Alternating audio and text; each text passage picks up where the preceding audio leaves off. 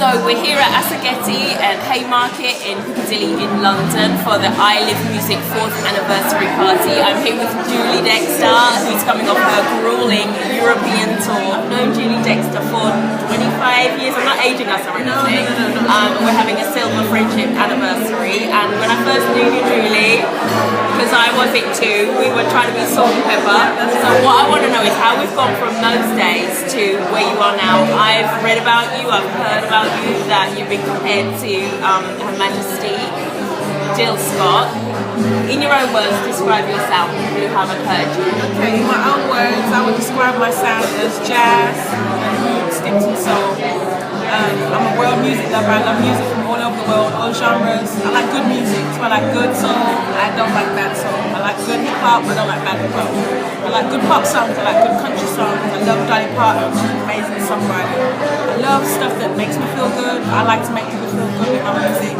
And I've been proud to be on this journey called music, being a musician, being an artist, as well as being a mom and a wife, and a bit of a nut actually. I'm a bit crazy. Yeah, just a little bit, but I do you know?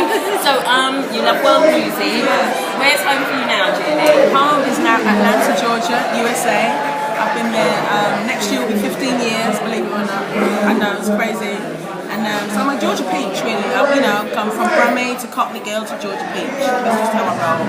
And of course I'm Jamaican, my parents are Jamaican. So we're catching you now right at the end of a grueling, I'm going to say grueling, yes, it's very long, European tour. 6-week European tour. 6-week European tour. Tell me some of the highlights. The highlights have been people like Peter. Do you remember Peter? Yes. Brasserie. Yes. The highlights are certain people that you touch that you don't realise you have the power to touch and you don't realise till afterwards. I would say that the shows that probably with the least amount of people have been highlights for me. That's when I've given my all. You know, whether it's 10 people or 10,000 people, I always sing like it's the last time I'm going to sing because tomorrow's not promised to any of us. And I had some special moments where certain people came and, just expressed how much it meant to them seeing my show, whether it was one particular song that touched them or one lyric or just the whole vibe. They really got something from what I did. So that's priceless to me. That's more than doing a packed, sold out arena. Yes, the money's better. Yeah, you get a tour bus, you get a better rider. But other than that, you can't beat that one-on-one, that intimacy you get with in small venues. Beyonce can't have that same intimacy with the same kind of people that I've had because, the bodyguards and the security guards aren't going to let her get to that stage, So that's been the highlights for me, connecting with real people and making a real difference. Well, I absolutely concur that you do give everything when you are at these gigs. I think I've been at most of the London leg of the European tour. How is the voice coping?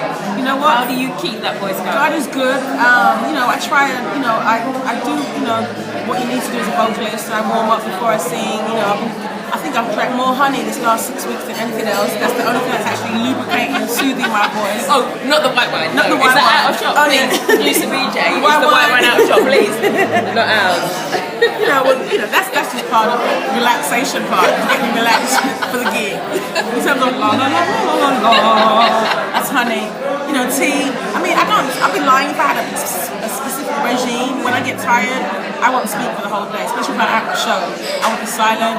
I would use the iPad, I'll be like pen and paper and I'll write. I'll be like, I'm not speaking, I'm resting my voice. I'm very good at that. I don't believe in screaming and shouting and doing all this kind of stuff and putting stress if I know I have to sing and my voice is really tired. So I've had a few days where I've been silent and I've literally haven't spoken until like 30 minutes before the gig where I do a warm up and then I sleep. But God has been good because I've had gigs where I've done less grueling than this and my voice is gone. So it depends on climate, the weather. I've been wrapped up, I have my scarf. I sleep every opportunity on the tour bus, on the train, on the regular bus, on the tube. Yeah. You can go and sleep on the tube. Plenty of time to sleep top of the Piccadilly line to the end of the Piccadilly line. So Julie, one of the things I have to say about you, I've always loved this about you. You are real music, real people. You keep it real, and the girl that you were however many years ago is the woman you are today. I know that you teach as well. Do you have any messages for some of our emerging talent here in the UK? Firstly, I'm all about representing and supporting UK art the voice of UK. You know, I feel that we get kind of lost in the midst with America being such a huge country and having so much impact on the world musically. So, you know, the people like the Beyoncés and, you know, even before the Beyoncés, the Aretha Franklins, the Shaka Khans, the Minnie Ripertons, they've all got their shine. But what's beautiful about England, I feel that when we shine brighter than all the other stars because we have a uniqueness that's a mixture of, you know, so much going on in England. You know, even within black people, you've got the Africans, Trinis, Jamaicans, I mean so many, you know what I'm saying? You've got all the European communities, you've got all this influence. When we do make our voice and we come out, we have our own sound, we have our own stamp. That's why we create people like Omar, Sade, the Misha Parises, unique voices that nobody else has come behind. So I urge all musicians, artists to find your voice and not be so influenced by everyone else's voice, because the people who've made the most noise and the most impact and had the most longevity are those that sounded like themselves. Hence why Sade, who's come behind Sade? Yeah. Nobody. Yeah. Who can come behind Omar? People try, but even if you are, I rate you because that's a good sound to come behind. There ain't too many people got that down because he's classically trained, he plays drums, he plays bass, he plays the horns. So, you know, he's in control of the whole music, the whole sound is him, comes from him and his experience. I feel like artists, you know, are quick to copy the US and copy the, you know, the stars that make it big. The ones who succeeded have made the most impact. The ones that haven't done that and have literally come from their own experience, being British born, first generation, West Indian parents or African parents or from wherever your parents from, but you were born in this country, you were schooled in this country, so your influences are like mine. Could be Sting, The Police, Bill Collins, as well as Janet Jackson, musical just a reference to your Birmingham voice. Yeah, of course. Steel Pulse. I mean, the list could go on, but my point is, when we dig there, we create something that's not out there. It's very fresh. And over there, they look at it, it's like, oh my gosh, you know. So like I said, Sade can take 8 years off. When she comes back, they have to go there because there's no one else who's creating that sound that she has. So all the artists that I've met, all the singers, the class I did today, the one thing I told them is to find your voice. Look within yourself, look at your experience, look at your journey, look at your parents, look at the music they played, look at what music's going on in your local communities, bands, you know, they're playing a mixture between trip-hop, jazz, garage. I mean, it's a mixture of everything. It's like 50 different genres in one sound. America's very much R&B, the gospel sound, the jazz, in the country, Taylor Swift. You know, we have so much more. Okay, and this might be your cue, Yes, but I that just might have to be. one quick question.